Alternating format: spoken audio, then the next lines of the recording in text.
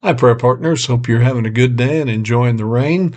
We kind of needed this. Looks like we're going to get it all in one shot here, but hopefully it'll replenish some of the water resources and get rid of some of this dryness. But anyway, hope you've had a good week. And it's been a busy couple of weeks for me. Thank you for allowing me to miss last week with the video, but we've been talking about um, trust and obey, for there's no other way. We go through times when we don't have answers, when we don't know what's going on, and all we can do is just trust and do what God tells us to do. One of the verses we've been kind of looking at is Romans 8:28. All things work together for good, even when we don't understand, we don't know, whether it's a time we're not enjoying and it's difficult, that God has a purpose and a plan and a reason, even though we may not understand what it is. Back in Isaiah's day, there were some folks who were going through similar situations and they didn't know.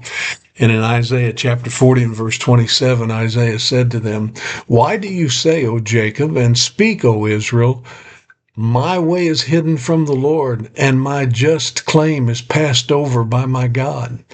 In other words, he was saying, why do you feel like that God doesn't know what's going on with you? Why do you think that he has passed over your problems and your circumstances without giving them any regard? And he says in verse 28, "Have you not known? Have you not heard? The everlasting God, the Lord, the creator of the ends of the earth, he neither faints nor is weary. His understanding is unsearchable." In other words, Isaiah was saying there's going to be things happen we don't understand, but God understands it all. Even though you may not be able to figure it out, God's understanding is unsearchable. He knows everything there is to know. He knows exactly what you're going through. That's what Isaiah is saying here. He knows what's taking place. He's seeing all of this. And then in verse 29, it says, he gives power to the weak. That's good news for us in this day and time, isn't it? He gives power to the weak, and to those who have no might, he increases strength.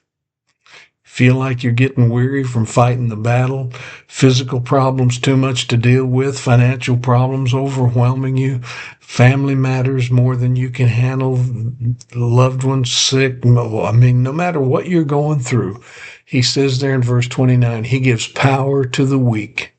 When we're worn out, he gives power. To those who have no might, he increases strength. When we feel like we have gone to our last inch of life, he is right there.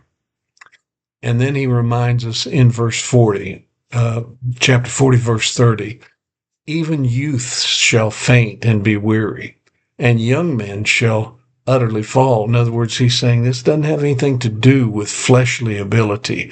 It doesn't have anything to do with our strength and our might. And then verse 31, very familiar, Isaiah 40:31. But to those who wait on the Lord, to those who are willing to say, God, I trust you. God, I don't see how this is going to work out. I don't understand how this is ever going to work out.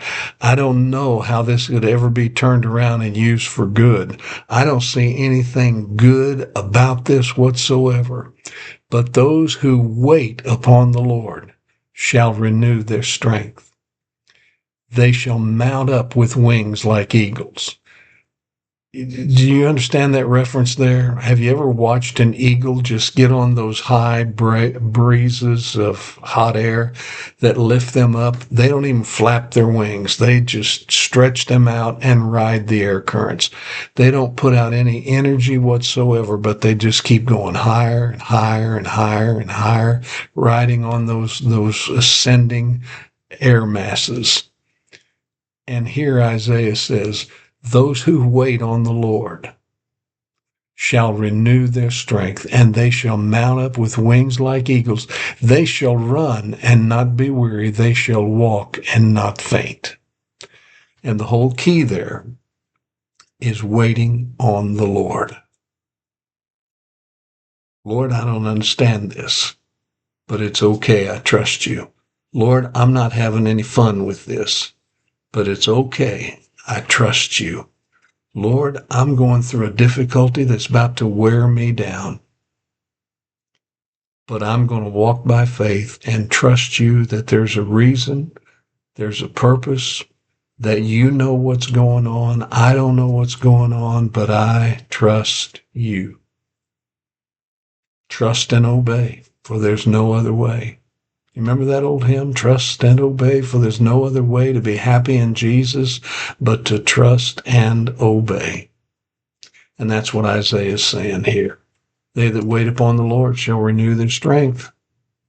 My friend, even though you don't understand, even though you don't know, trust him.